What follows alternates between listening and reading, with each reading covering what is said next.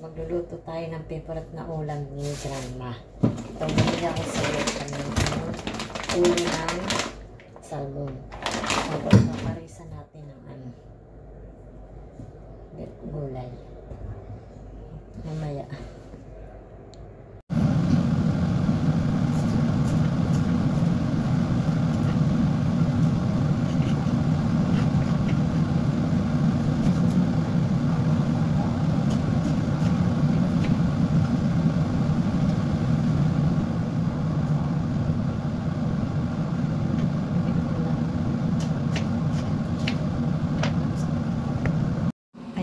Napatuyo ko na yung ulo ng salmon at saka kamatis. Yan, nahiwa-hiwa ko na siya. Lalagyan na natin ng konting mantika. Lagyan natin ng ulo.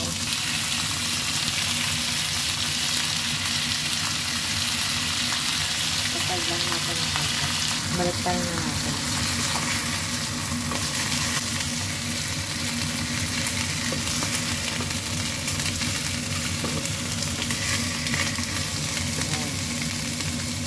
Pinagsama-sama ko na guys yung mga sangkap, gulay, kamatis, bawang, at ginger. Kailangan natin ipalambutin. Kaya natin lagyan ng tubig. Guys, easy and quick lang pagluluto ng pagkain ni Grandma. Ano siya?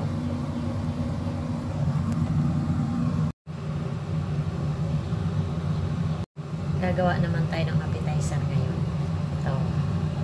Lalagyan ko lang siya ng suka, asukal, toyo. Okay na yan. Guys, wala na luto. Ang favorite na ulam ni Lola. Ito yung ginawa kong appetizer. Lagyan ko lang siya ng paminta, konting asukal, konting asin, suka, yun.